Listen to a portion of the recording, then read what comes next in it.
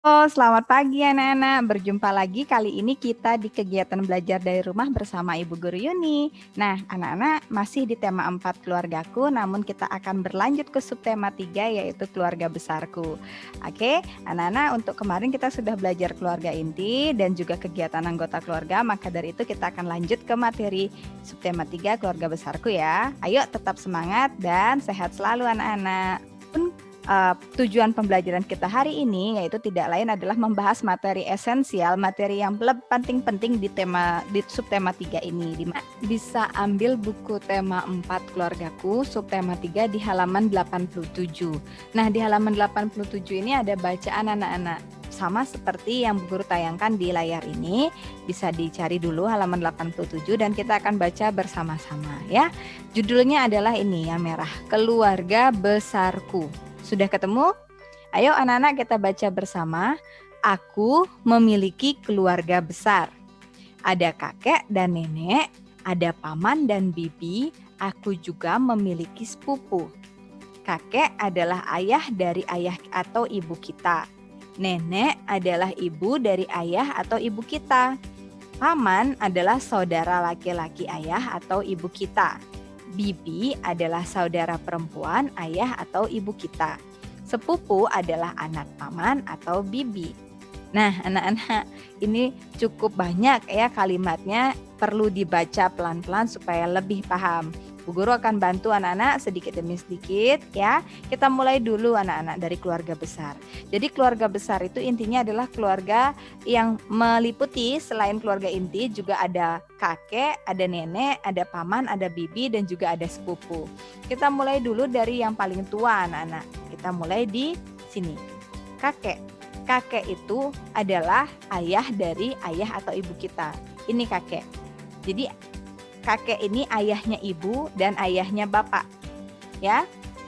Itu kakek. Kemudian kalau nenek, nenek itu adalah ibu dari ayah atau ibu kita. Ini nenek. Aduh, nah ini nenek. Nenek ini ibunya ayah dan ibunya ibu. Ya. Kemudian paman. Kalau paman itu saudara laki-laki ayah atau ibu kita. Paman ini paman, dia itu saudaranya si ayah atau saudaranya ibu tapi yang berjenis kelamin laki-laki. Itu kita panggil paman. Kemudian ada bibi. Bibi ini saudara perempuan ayah atau ibu kita. Jadi bibi ini bibi ya. Bibi saudara saudara perempuannya ayah dan ibu kita. Kemudian sepupu. Sepupu itu anaknya paman dan bibi atau anaknya paman atau bibi kita gitu. Ya, anak-anak, kakek, nenek, paman, bibi, sepupu itu disebut keluarga besar. Semoga anak-anak paham ya. Bu Guru akan lanjutkan di ini. Silsilah keluarga besar ini anak-anak. Nah, di silsilah keluarga besar ini seperti yang Bu Guru tayangkan pada layar ini ada mencakup dari kakek nenek yang paling atas karena mereka yang paling tua. Ya, dari kakek nenek turun ke ayah dan ibu. Ayah dan ibu memiliki saudara laki-laki itu disebut paman dan juga ayah dan ibu memiliki saudara perempuan disebut bibi. Ya, ingat itu saudara laki-lakinya ayah paman, saudara perempuannya ayah itu bibi. Saudara laki-lakinya ibu itu paman, saudara perempuannya ibu itu bibi atau istrinya paman dipanggil bibi juga bisa. Suaminya bibi dipanggil paman. Suaminya ayah, istrinya ayah ibu atau suaminya ibu ayah. Ayah sama ibu punya keturunan yaitu anak, Mutiara sama Udin. Kalau paman sama bibi punya anak, kita panggilnya saudara sepupu. Nah, kita akan coba latihan ke diskusi ya anak-anak. Coba nih perhatikan pertanyaan diskusi yang ini. Perhatikan yang nomor 1. Ayah dari ibu kita dipanggil siapa? Ayah dari ibu. Ingat nggak? Nah, kalau nggak ingat kita balik ke bagan yang tadi.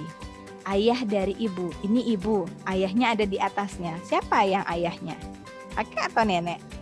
Yang di atas laki-laki, ayah adalah kakek. Jadi ayahnya ibu kita panggil kakek. Ya nak ya? Ayo, sudah paham? Semoga paham. Kita lanjut ke diskusi yang kedua. Adik perempuan ayah dipanggil. Nah, kita balik lagi. Ini ayah, kita cari adiknya, di sebelah sini adiknya. Yang mana yang perempuan? Paman atau bibi? Bibi. Jadi adik perempuan ayah namanya kita panggil Bibi. Ya, nomor 2 jawabannya Bibi. Yang ketiga, anaknya paman dan bibi dipanggil, wah ini gampang. Nih, paman sama bibi, anaknya saudara sepupu. Kalau dalam keluarga itu nih ada saudara sepupu ya, pasti kerjaannya kalau ketemu bermain. Nah, Bu Guru kasih tahu nih, permainan yang seru yang bisa kita lakukan dengan anggota keluarga besar adalah bermain lompat tali bersama. Tahu nggak main lompat tali itu kayak apa? Anak-anak tahu karet? Ya, karet gelang itu dijalin anak-anak menjadilah seperti ini. Nah, ini bisa dipakai untuk bermain lompat tali seperti ini. Nah, bermain lompat tali ini pertama harus punya alatnya ini dulu anak-anak. Setelah punya alat, udah punya teman. Karena main lompat tali bisa sih sendiri tapi nggak seru. Ya, jadi kalau mau main lompat tali berbanyak begini, minimal ada 3 orang ya atau lebih. Kenapa 3 orang? Karena ada 2 teman yang bertugas memegang karet. Ya, ada yang kanan, ada yang kiri pegangnya. Kemudian direntangkan. Setelah itu baru yang bermain ini berlari kemudian melompat di atas tali tersebut. Harus dilompatin talinya. Nah, jika kakinya tersangkut karet akan berganti menjaga megang karet. Jadi kalau udah dia kena karetnya berarti dia kalah, harus gantian sama yang megangin tadi supaya adil. Nah, begitu aturan bermain lompat tali bersama anggota keluarga besar. Ini bisa dicoba ya, apalagi pada masa COVID-19 seperti ini, anak-anak bisa bermain seperti ini menjaga kesehatan juga, mempererat tali persaudaraan juga. Oke, anak-anak ya. Nah,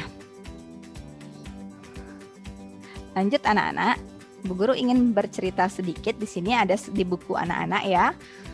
Udin sedang berkunjung ke rumah kakeknya. Di rumah kakeknya ada sebuah tali karet. Udin ingin tahu berapa panjangnya. Tahu kan tali karet tadi? Maksudnya Bu Guru tali lompat talinya tadi pakai karet. Nah, Udin mengukur tali karetnya dengan jengkal tangannya. Anggota tubuh kita bisa digunakan untuk mengukur panjang suatu benda. Anak-anak, di sini ada kata ini loh. Jengkal. Pernah dengar kata jengkal tidak? Belum ya? Jadi Bu Guru kasih tahu anggota tubuh kita ini bisa digunakan untuk mengukur anak-anak. Mengukur ini namanya alat ukur tidak baku. Alat ukur tidak baku itu artinya adalah alat ukur yang tidak memiliki patokan, tidak memiliki angka. Ya, kalau penggaris itu kan ada angkanya, sudah baku, sudah memang ditetapkan sekian dan semua orang jika mengukur menggunakan penggaris hasilnya pasti sama. Sedangkan sekarang kita menggunakan jengkal. Jengkal itu tidak baku karena tidak semua orang bisa menghasilkan ukuran yang sama dengan jengkal. Nah, ini yang namanya jengkal anak-anak. Nih, dari ujung jempol ini ke ujung telunjuk anak-anak ini namanya jengkal. Jadi begini ukurnya nih, ini jengkal namanya. Ya, tuh lihat gambarnya si Udin tuh, dia pakai jari jempol sama telunjuknya untuk mengukur tali karetnya itu, ya. Tadi Bu Guru sudah jelaskan, ini namanya jengkal, ya. Tuh, jengkal itu segitu. Kemudian selain anggota tubuh, apakah ada benda lain yang dapat digunakan untuk mengukur panjang?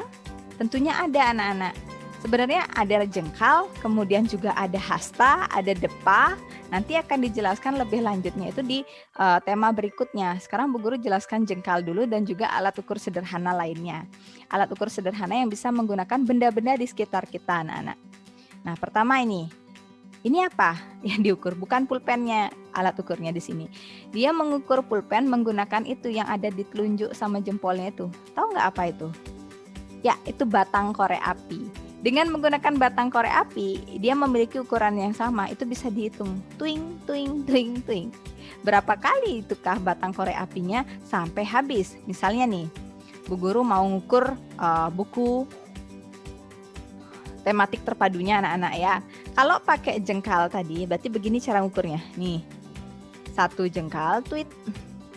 2 jengkal. Kalau Bu Guru ngukurnya ini pakai 2 jengkal. Coba anak-anak ambil sendiri kemudian hitung pakai telunjuknya anak-anak. Berapa jengkal dapat, sama nggak 2 jengkal?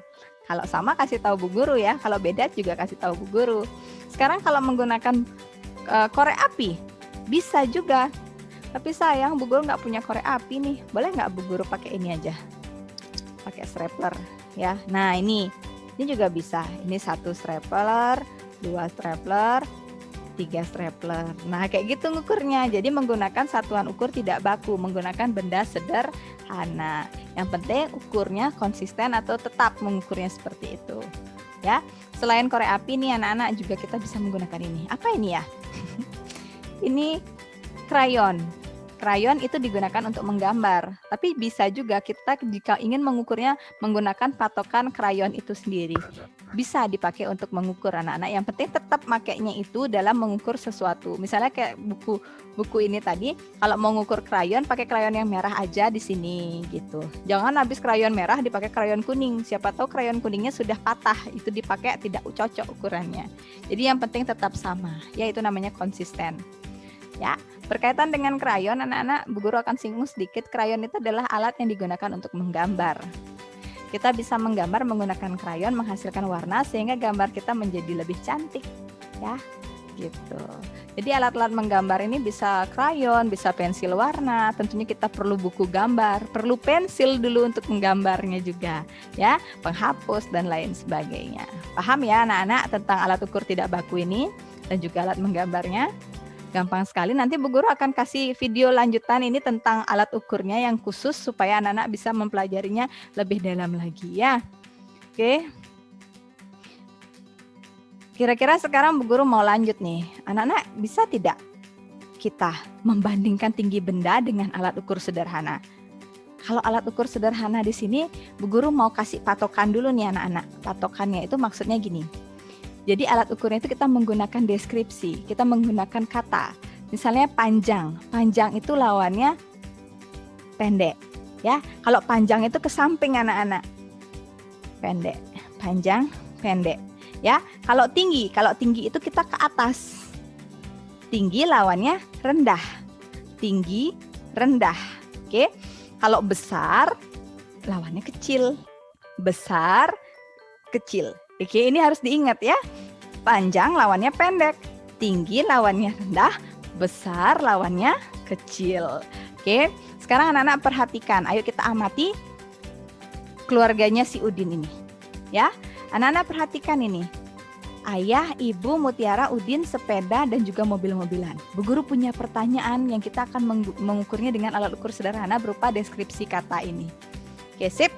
Ayah Udin lebih titik-titik dari kakak Udin. Kita lihat ayah. Ayah lebih gimana ya dari kakaknya? Lebih panjang apa lebih tinggi apa lebih besar ya? Lebih apa anak-anak? Betul sekali, lebih tinggi. Ayah Udin lebih tinggi dari kakak Udin. Sekarang kita ke kakak Udin. Kakak Udin lebih titik-titik dari ibu.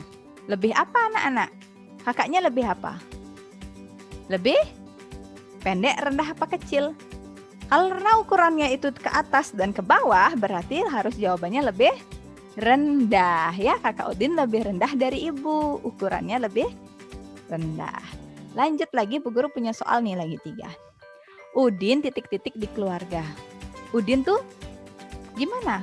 Kecil ya dia atau rendah ya dia? Berarti kalau yang apakah dia paling rendah? Iya, Udin paling rendah. Berarti jawabannya Udin paling rendah di keluarga, atau paling itu bisa diganti jadi terendah atau paling rendah. Namanya terendah. Kalau paling tinggi, tertinggi gitu. Kalau paling pendek, terpendek gitu bisa ya. Ayah Udin titik-titik di keluarganya. Ini pertanyaan yang keempat. Ayah Udin titik-titik di keluarganya. Ayahnya gimana? Nah, ini udah bisa ditebak nih. Apa anak-anak?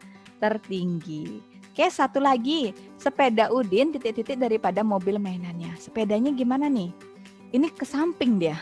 Kalau ke samping berarti deskripsinya adalah panjang. Sepeda Udin lebih panjang daripada mobil mainannya gitu. Gampang ya kalau mengisi kata begini, sangat gampang sekali anak-anak. Semoga anak-anak ini paham ya dengan materi singkat yang Bu Guru berikan ini anak-anak. Karena waktu kita terbatas, sebentar lagi kita ulangan umum, jadi anak-anak harus lebih cepat mempelajari materi-materi esensial ini. Oke, jadi gimana anak-anak? Sudah paham belum mengenai materi esensial yang ada di tema 4 subtema 3?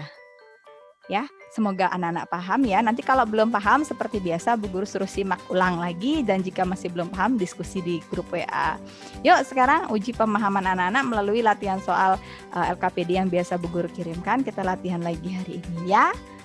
Sip.